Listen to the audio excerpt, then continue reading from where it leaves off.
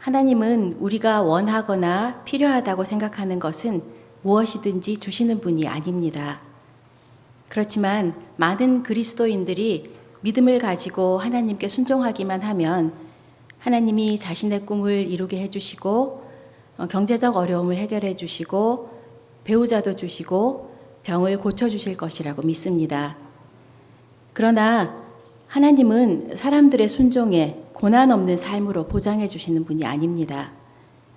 하나님을 순종하면 고난 없는 삶으로 보장해 주시는 분으로 보는 사람들은 예상치 못한 고난을 겪으면 좌절하게 되고 상황이 자기 뜻대로 되지 않으면 원망하며 떠나가기도 합니다. 성경은 하나님을 잘 믿으면 고통 없는 삶을 살게 될 것이라고 말하지 않습니다. 우리는 타락한 세상에서 살고 있기 때문에 고난은 피할 수가 없습니다. 그러나 하나님을 신뢰하는 사람은 고난 속에서도 결코 혼자가 아님을 성경을 통해 알 수 있습니다. 하나님은 고난의 순간도 사용하셔서 하나님의 선하신 목적과 계획을 이루어 가십니다. 오늘은 하나님께서 요셉의 고난을 통해서 구원 계획을 어떻게 성취해 나가시는지를 보려고 합니다. 요셉의 이야기는 저의 설명이 필요 없을 정도로 너무 잘 알려진 이야기입니다. 요셉은 성경에 나오는 대표적인 억울한 인물입니다. 억울함에 대한 유머가 시중에 많이 돌아다니는데요. 그 중에 하나만 소개해 드리겠습니다. 버스를 타고 가다가 버스가 전복돼서 사고가 나서 4사람이 죽었습니다. 그런데 이 4사람의 사연을 조사해 보니까 억울한 게 기가 막힙니다. 첫 번째 사람은요, 내일이 결혼식인데 그 버스를 타고 가다가 죽었습니다. 그런데 이거 유머거든요. 너무 심각하게 듣지 마세요. 이 두 번째 사람은요, 버스를 놓쳤는데 쫓아가서 두들겨서 타고 가다가 죽었답니다.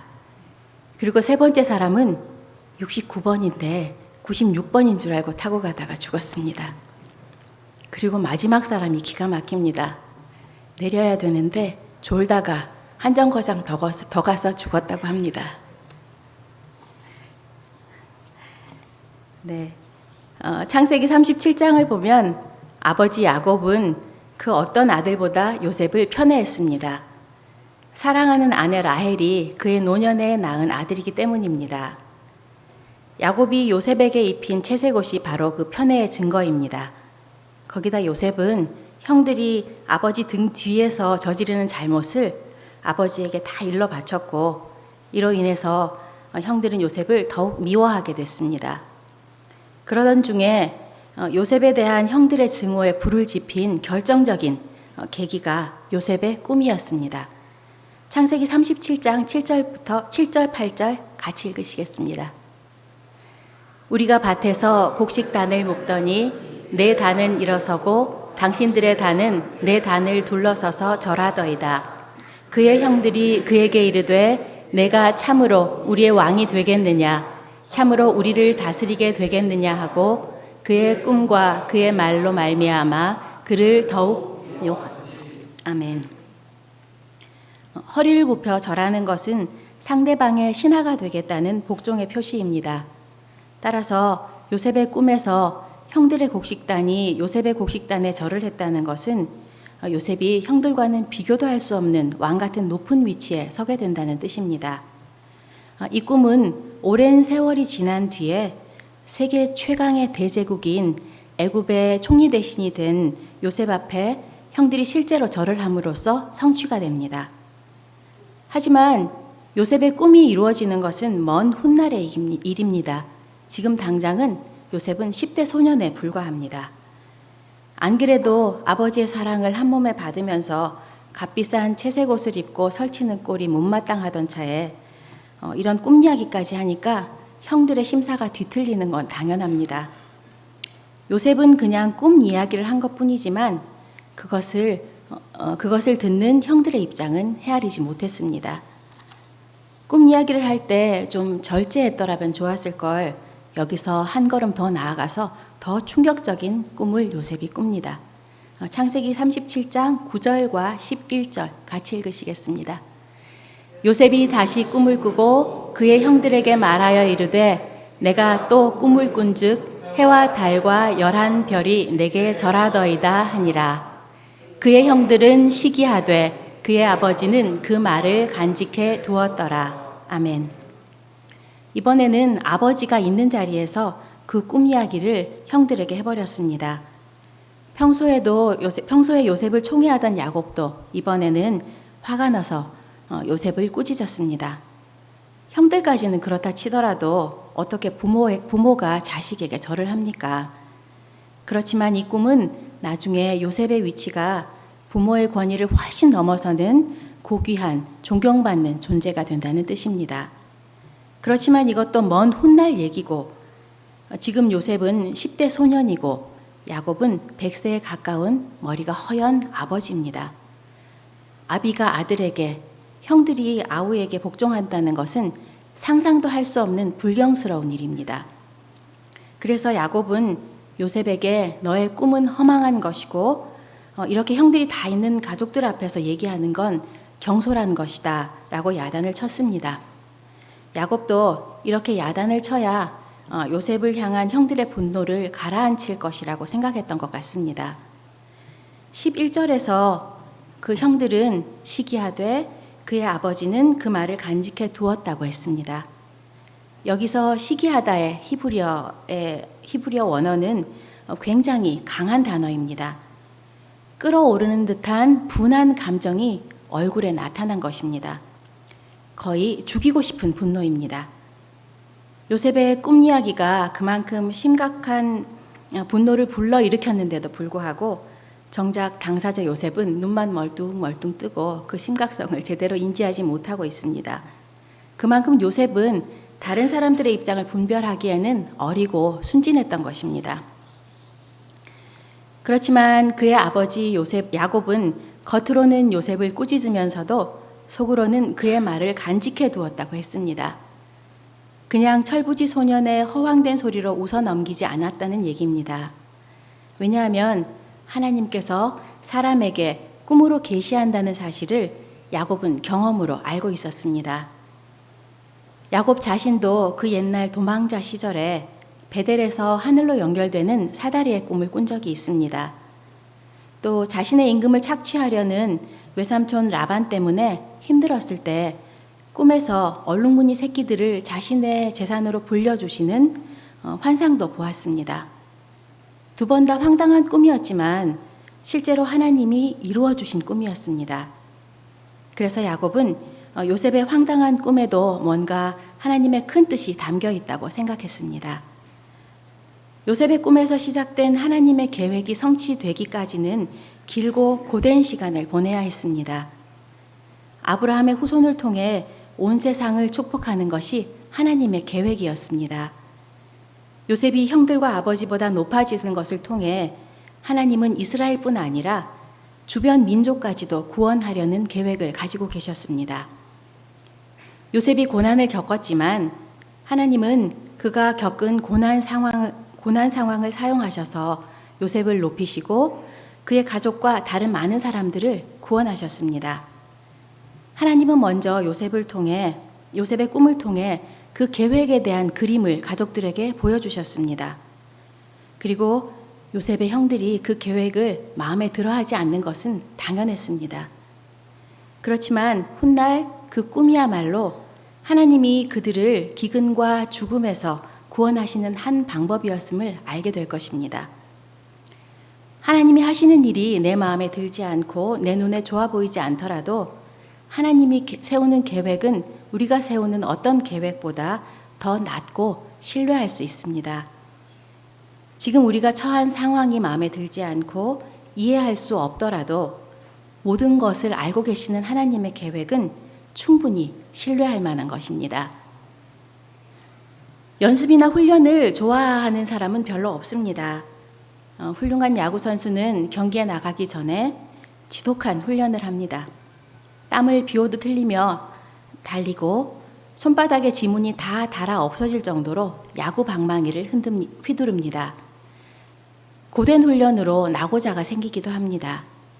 그렇지만 출전 선수 명단에 내 이름이 있고 야구 글러브를 끼고 그라운드에 나가서 내가 친 공으로 팀의 득점까지 연결된다면 훈련의 괴로움은 어느새 사라지고 훈련의 열매로 인한 기쁨으로 가득할 것입니다. 고된 훈련은 즐거운 경기를 위한 준비입니다. 고된 훈련에 지친 경험이 없다면 훌륭한 선수가 되지 못할 것입니다.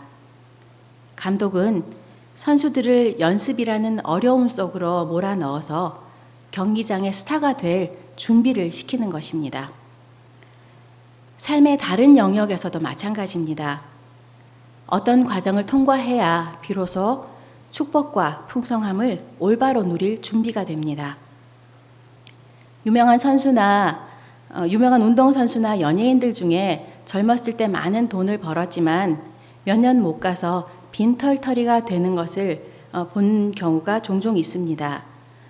이들은 많은 부를 감당할 준비가 되어 있지 않았기 때문입니다. 밝은 미래가 우리를 기다리고 있고 그 미래를 위해 어떤 준비가 필요한지 하나님께서는 가장 잘 아십니다. 우리의 모습이 하나님의 기업을 받기에 합당하도록 우리의 형상이 그리스도의 형상을 본받도록 하기 위해서는 우리에게 무엇이 필요한지도 하나님께서 잘 아십니다. 그래서 때로는 우리를 고난 가운데 즉시 구하지 않고 그냥 내버려 두십니다. 결핍과 외로움과 위험 가운데 그냥 우리를 놓아두십니다. 그리고 이 과정을 통과한 후에 우리를 위해 준비한 축복을 누리게 하십니다. 요셉의 삶에서 이 진리를 볼 수 있습니다. 요셉은 형들의 손에 고난을 당했지만 하나님은 자신의 계획을 위해 요셉의 고난을 사용하셔서 요셉을 준비시키셨습니다. 창세기 37장 23절, 24절 같이 읽으시겠습니다.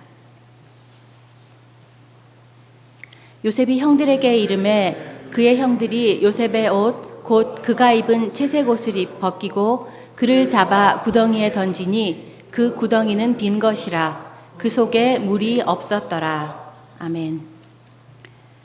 어느 날 요셉의 형들이 세겜 근처에서 아버지의 양을 치고 있었습니다. 이스라엘은 요셉을 보내서 형들을 살피게 했습니다. 형들은 멀리서 다가오는 요셉을 보고 요셉을 해칠 음모를 꾸몄습니다. 처음에 형들은 요셉을 죽일 작정으로 구덩이에 넣었지만 루벤이 요셉을 죽이지 말자고 설득했습니다. 루벤은 나중에 돌아와서 요셉을 구할 요량으로 동생들에게 요셉을 구덩이에 산채로 던져 넣으라고 했습니다. 요셉이 다가오자 형들은 순식간에 달려들어서 채색 옷부터 벗겼습니다. 그냥 던져 넣어도 되는데 왜 채색 옷을 벗겼을까요? 형들에게 있어서 요셉의 채색 옷은 너무나 많은 의미를 담고 있습니다. 아버지의 불합리한 편애를 상징했습니다. 지금까지 겪어왔던 불공평함과 서러운 감정이 거기에 담겨 있었습니다. 그래서 형들은 요셉을 집어 던지면서 아버지를 집어 던졌는지도 모르겠습니다. 요셉은 형들을 붙잡고 살려달라고 눈물로 애원했지만 형들은 들은 척도 하지 않았습니다. 그 먼 길을 형들을 만나겠다고 달려온 요셉에게 이것은 정말 청천벽력 같은 사건이었습니다. 형들은 요셉을 미워했지만 요셉은 순진한 건지 세상을 모르는 건지 그 사실을 전혀 눈치채지 못했습니다. 형들이 자신을 죽도록 미워한다는 사실을 알았더라면 요셉이 영악했더라면 아마 그곳에 혼자 오지는 않았을 것입니다. 요셉은 그동안 아버지의 사랑을 독차지하면서 자신의 모습이 형들의 마음에 어떤 상처를 주는지 전혀 알지 못했습니다. 그 결과로 이런 끔찍한 일이 벌어진 것입니다. 형들이 갑자기 강도로 돌변하는 순간입니다. 딴 사람도 아니고 내 형제가 강도로 돌변해서 옷을 벗기고 구덩이에 집어 던졌을 때 요셉의 심정이 어땠을까요? 믿었던 사람에게 이렇게 청천벽력 같은 배신을 당할 때 우리는 정신적으로 무너져 버립니다. 아니 뭐 구덩이에 던져졌으면 기어 나오면 되지. 젊은 애가 그것도 못해? 라고 생각할 수 있는데요. 그 당시 중동 지방의 구덩이는 보통 우리가 생각하는 구덩이가 아닙니다. 물이 귀한 팔레스타인 지방에서는 우기 때 비가 오면 깊은 구덩이를 파서 잘 모아두었다가 건기 때 우물처럼 길어내서 사용했습니다. 보통 한 마을 전체가 사용할 수 있는 물을 저장해야 됐기 때문에 아주 깊이 팠습니다. 보통 구덩이의 깊이가 5m, 10m 이상이었습니다. 그리고 넓이도 굉장히 넓었습니다. 게다가 중동의 바위는 한국의 바위처럼 울퉁불퉁하지 않고 매끈매끈합니다. 그리고 지금은 마른 웅덩이입니다. 그래서 거기서 살아나오기는 거기서 기어 나오기는 굉장히 불가능했습니다. 그래서 많은 경우 포로들을 그곳에 가두어 놓곤 했다고 합니다. 요셉은 바로 이런 웅덩이에 던져졌습니다. 도저히 기어 나올 수가 없는 것입니다. 우리도 인생을 살면서 자주 이런 절망적인 구덩이에 던져지는 경험을 합니다. 내 힘으로는 도저히 나올 수가 없습니다. 그래서 그만 죽고 싶을 것 같이 힘이 듭니다. 요셉이 지금 그런 절망의 구덩이에 던져졌습니다. 물도 없고 음식도 없고 에너지도 없고 소망도 없이 그냥 주저앉아 있습니다. 정신적으로는 배신당한 것에 대한 충격으로 무너진 데다 육체적으로는 탈출하는 게 불가능합니다. 이럴 땐 하나님만 바라보아야 합니다. 그런데 이런 절망적인 상황 속에서도 하나님은 요셉에게 소망의 길을 예비해 두셨습니다. 미디안 상인에게 노예로 팔리긴 했지만 그 구덩이에서 일단 살아나오게끔 인도하셨습니다. 창세기 37장 25절부터 29절까지 같이 읽으시겠습니다. 그들이 앉아 음식을 먹다가 눈을 들어본즉 한 무리의 이스마엘 사람들이 길르앗에서 오는데 그 낙타들의 향품과 유향과 모략을 싣고 애굽으로 내려가는지라. 유다가 자기 형제에게 이르되 우리가 우리 동생을 죽이고 그의 피를 덮어둔들 무엇이 유익할까? 자, 그를 이스마엘 사람들에게 팔고 그에게 우리 손을 대지 말자. 그는 우리의 동생이요 우리의 혈육이니라 하매 그의 형제들이 청종하였더라. 그때 미디안 사람 상인들이 지나가고 있는지라 형들이 요셉을 구덩이에서 끌어올리고 은 20에 그를 이스마엘 사람들에게 팔매 그 상인들이 요셉을 데리고 애굽으로 갔더라. 아멘. 요셉의 형들은 동생을 구덩이에 던져놓고 음식을 먹다가 우연히 애굽으로 가는 상인의 행렬을 보게 되었습니다. 이런 상황에서 아무렇지도 않게 밥을 먹었다는 사실이 참 놀랍습니다. 그들이 죄를 짓고도 얼마나 잔인하고 뻔뻔했는지 알 수 있습니다. 죄 없는 동생이 구덩이에 던져져서 살려달라고 울부짖고 있는데 아무리 그동안 미운 털이 박혔다고 해도 아무렇지도 않게 그 소리를 들으면서 어떻게 밥이 넘어갔는지 모르겠습니다. 그러자 유다가 양심에 걸렸는지 이런 제안을 합니다. 요셉을 죽일 것까지는 뭐 있어. 그냥 상인들에게 팔아버리자. 그러면 우리는 저 미운 놈 보지 않아도 되고 아버지한테는 죽었다고 하면 되지 뭐. 결국 그 아이디어가 받아들여져서 요셉은 은 20에 팔려가게 됩니다. 루벤은 잠깐 다른 곳으로 갔는지 그 자리에 없다가 나중에서야 요셉이 팔려간 것을 알고 대성통곡한 것 같습니다. 사실 루벤의 말을 듣고 처음에 요셉을 죽이지 않고 구덩이에 넣었다 뿐이지 형들은 요셉을 살려주려고 한 건 아닌 것 같습니다. 식사를 하면서 요셉을 어떻게 처리할 것인지 의논한 것 같습니다. 왜냐하면 형들 입장에서는 이미 저질러 놓은 일입니다. 살려서 돌려보내면 분명히 아버지한테 고자질할 게 뻔한데 그러면 자기들에게 어떤 화가 미칠지 모르기 때문에 증거를 인멸해서 화근을 없애야 했기 때문입니다. 그래서 요셉을 죽여야 된다고 생각했습니다. 그런데 이번에는 하나님께서 유다를 사용하셔서 요셉의 목숨을 구하셨습니다. 루벤도 그렇지만 유다도 그렇게 착한 사람은 아닙니다. 그런데 하필 그 시간에 유다를 움직이셨습니다. 하필 그 시간에 미디안 상인들이 그곳을 지나가게 하신 것도 하나님의 섭리입니다. 유다가 광야에서 미디안 상인을 만나는 것은 몇 주에 한 번 있을까 말까 한 일입니다. 그런데 정확하게 그 타이밍에 미디안 상인들이 지나갔습니다. 이것은 하나님의 섭리입니다. 그걸 보고 요셉을 죽이지 말고 노예로 팔자고 주장을 한 것도 하나님의 섭리고, 그래서 요셉을 죽이지 않은 것입니다. 그리고 노예지만 하나님의 꿈이 펼쳐지는 대제국 애굽으로 하나님이 요셉을 데리고 가셨습니다.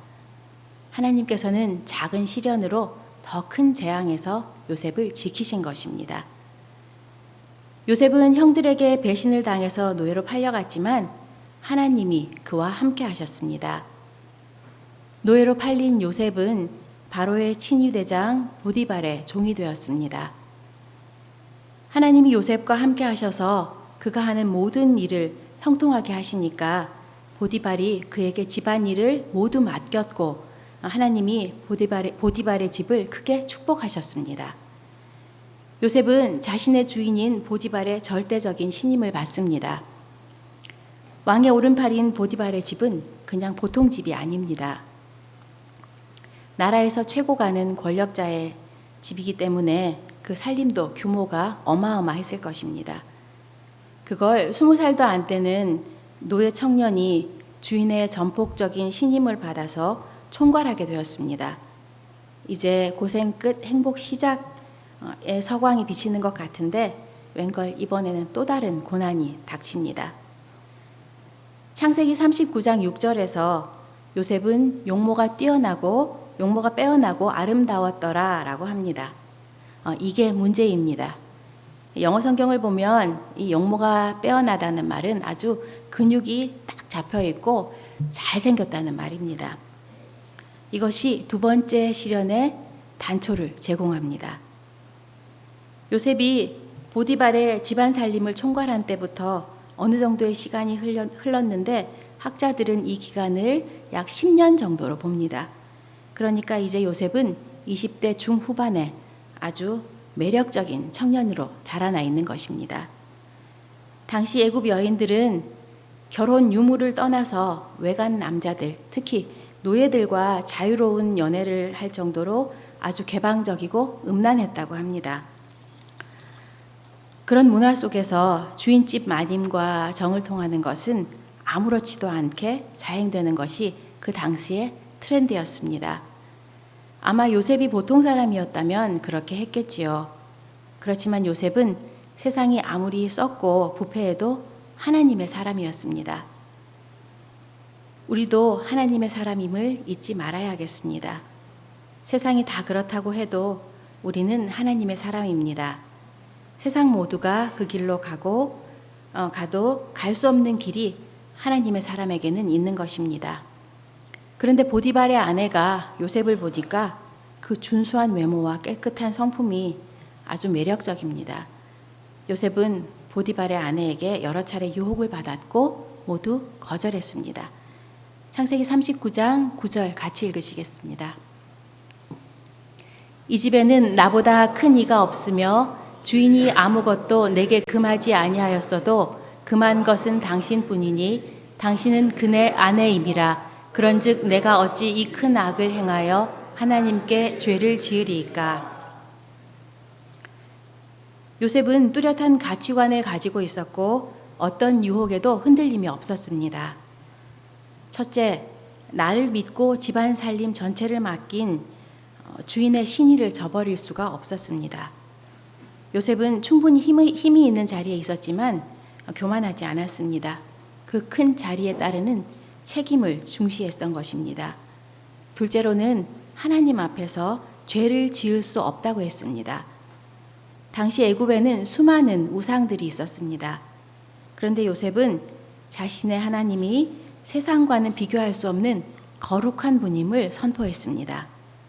그 하나님이 자신을 보고 계시다는 것을 알았기 때문에 의지적 믿음의 결단으로 그 유혹을 거절한 것입니다. 하나님께서는 항상 요셉과 함께 하셨습니다. 요셉은 항상 자신과 함께 하시는 하나님의 임재를 느끼면서 그 유혹을 이겨낼 수 있었습니다.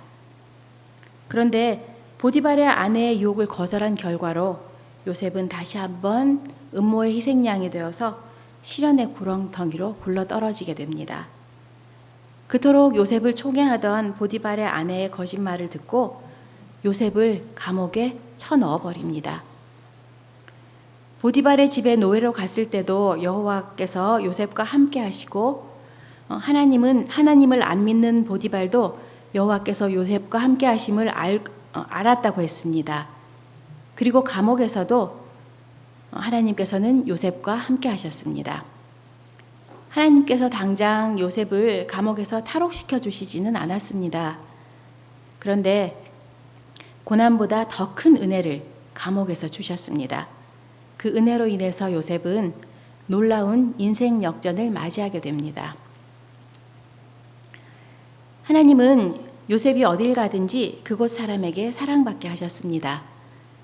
보디발 같이 최고위층 사람에게도 10년 동안 특별한 사랑을 받더니 감옥에 가니까 간수장에게도 은혜를 받습니다.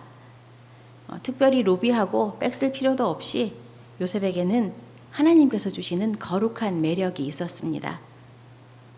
요셉은 권력자들을 따라다니지도 않았는데 권력자들이 요셉에게 먼저 와서 은혜를 베풀었습니다.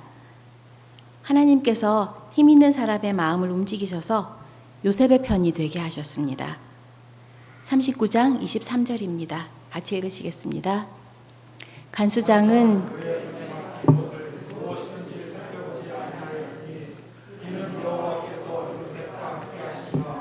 여호와께서 그를 범사에 형통하게 하셨더라. 아멘. 간수장은 옥중 죄수를 다 요셉에게 맡겼습니다. 그리고 그 재반 사물을 요셉이 처리하고 간수장은 요셉의 손에 맡긴 것은 무엇이든지 살펴보지 않았습니다. 보디발의 집에서 했던 것과 똑같은 표현입니다. 요셉에게 맡긴 것은 무엇이든지 살펴보지 않았다는 말은 그만큼 요셉에 대한 신뢰가 절대적이었다는 말입니다.